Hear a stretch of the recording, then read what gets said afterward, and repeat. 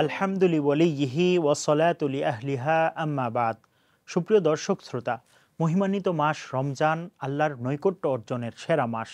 রহমত, মাগফিরাত ও নাজাতের মাসে সময়ের বিশেষ আয়োজন হৃদয়ে রমজানে আপনাদেরকে স্বাগত জানাচ্ছি। আমি মুফতি আবদুল্লাহ তামিম। রমজান মাস জুড়ে প্রতিদিন ক্ষমা প্রার্থনার গুরুত্বপূর্ণ সময় ভোর রাতে আপনাদের সামনে হাজির হব।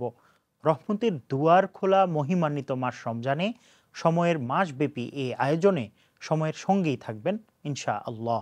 সুপ্রিয় দর্শক শ্রোতা, মাহে রমজানে আল্লাহর নৈকট্য অর্জনের জন্য ইবাদতে মনোযোগী হওয়া খুবই জরুরি।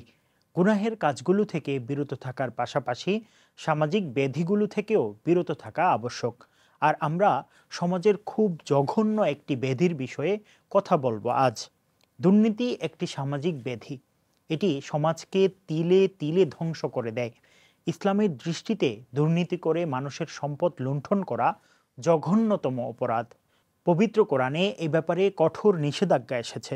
ইরশাদ হয়েছে, আর তোমরা নিজেদের মধ্যে একে অন্যের অর্থ সম্পদ অন্যায়ভাবে খেও না, এবং মানুষের ধন সম্পত্তির কিছু অংশ জেনে বুঝে অন্যায়ভাবে আত্মসাৎ করার উদ্দেশ্যে বিচারকদের কাছে পেশ করো না।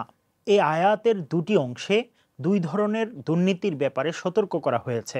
প্রথমাংশে চতুরতার আশ্রয় নিয়ে অন্যায়ভাবে অন্যের সম্পদ গ্রাস করার ব্যাপারে সতর্ক করা হয়েছে।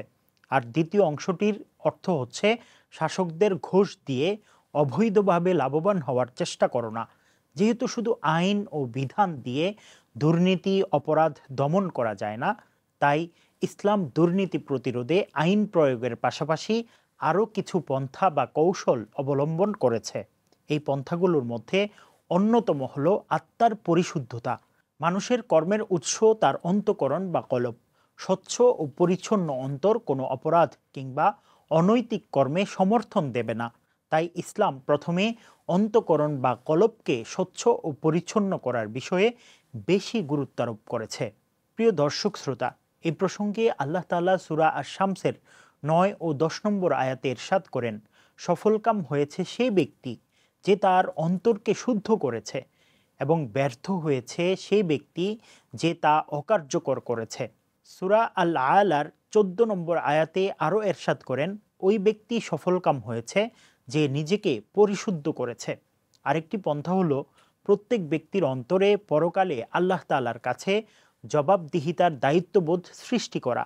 ইসলাম মানুষকে শিক্ষা দেয়, তুমি দুর্নীতি করে আইনকে ফাঁকি দিয়ে শাস্তি থেকে মুক্তি পাচ্ছ বলে মনে করো না। মহান আল্লাহর সামনে প্রতিটি কাজের জন্য জবাবদিহির সম্মুখীন হতে হবে। এই প্রসঙ্গে মহান আল্লাহ সূরা জিলজালের 7 ও 8 নম্বর আয়াতে ইরশাদ করেন, যে অনুপরিমাণ সৎ কাজ করবে তা দেখবে, অন্যদিকে যে অনুপরিমাণ অসৎ কাজ করবে তাও সে দেখবে। তিনি সব কিছুর বিচার করবেন। তার সামনে আমার অপরাধ দুর্নীতি গোপন করার কোনো সুযোগ থাকবে না।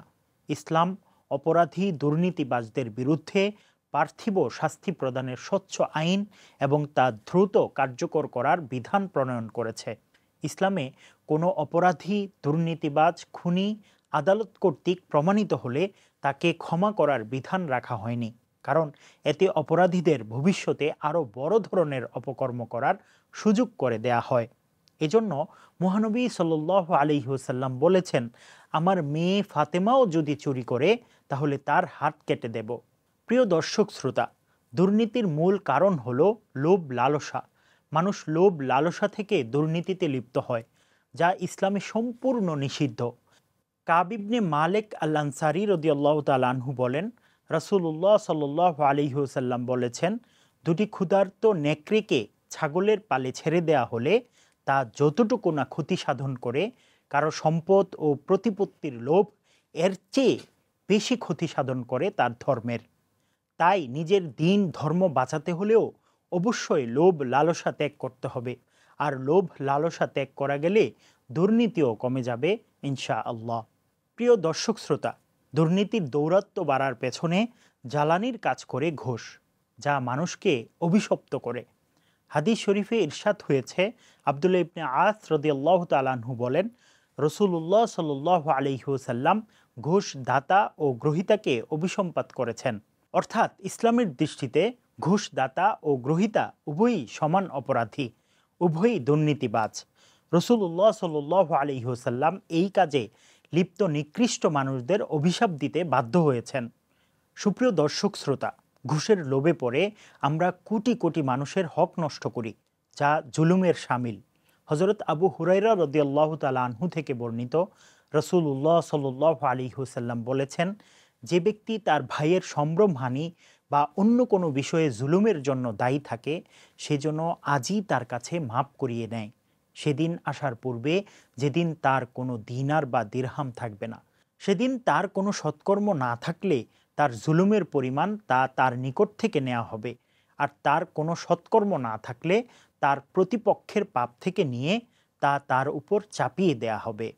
সুপ্রিয় দর্শক শ্রোতা, কোনো বস্তুকে কারো কাছে গচ্ছিত রাখাকে আমানত বলে, আর আমানতের দায়িত্ব যথাযথ পালনকারীকে শরীয়তে আল আমিন বা আমানতদার বলা হয়।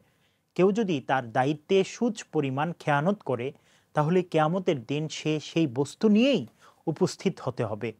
হাদিস শরীফে এমনই এসেছে। হজরত আদি ইবনে আমিরা আল কিন্দি রাদিয়াল্লাহু তাআলা আনহু বলেন, রসুল্লাহ সাল্লাল্লাহু আলাইহি ওয়াসাল্লাম বলেছেন, আমি যাকে তোমাদের কোনো কাজের দায়িত্বশীল করি, অতঃপর সে সুচ পরিমাণ বস্তু বা তার চেয়ে বেশি সম্পদ আত্মসাৎ করল, সেটাই হবে খেয়ানত। কিয়ামতের দিন সেই বস্তুটি নিয়ে সে উপস্থিত হবে। প্রিয় দর্শক শ্রোতা, একটু চিন্তা করে দেখুন, যারা দুর্নীতির মাধ্যমে রাষ্ট্রীয় সম্পদ আত্মসাৎ করে, তারাও রাষ্ট্রের সব নাগরিকের উপর জুলুম করে। কাল কিয়ামতের দিন তারা কতজন মানুষের কাছে জুলুমের জবাব দিবে, কতজনের হক আদায় করতে সক্ষম হবে। কিয়ামতের বিভীষিকাময় মুহূর্তে এই দুর্নীতিবাজরা অসহায় হয়ে পড়বে, তাদের নিক্ষেপ করা হবে জাহান্নামের আগুনে। আল্লাহ রাব্বুল আলামিন আমাদেরকে রমজান মাসে তাকওয়া অবলম্বন করে আজীবনের পাথেয় সংগ্রহ করার তৌফিক দান করুন, আমিন। মহিমান্বিত এই মাসে প্রতিদিন ভোর রাতে সময়ের বিশেষ আয়োজন হৃদয়ে রমজান দেখার আমন্ত্রণ জানিয়ে আজকের মতো বিদায় নিচ্ছি। আসসালামু আলাইকুম ওয়া রাহমাতুল্লাহি ওয়া বারাকাতুহু।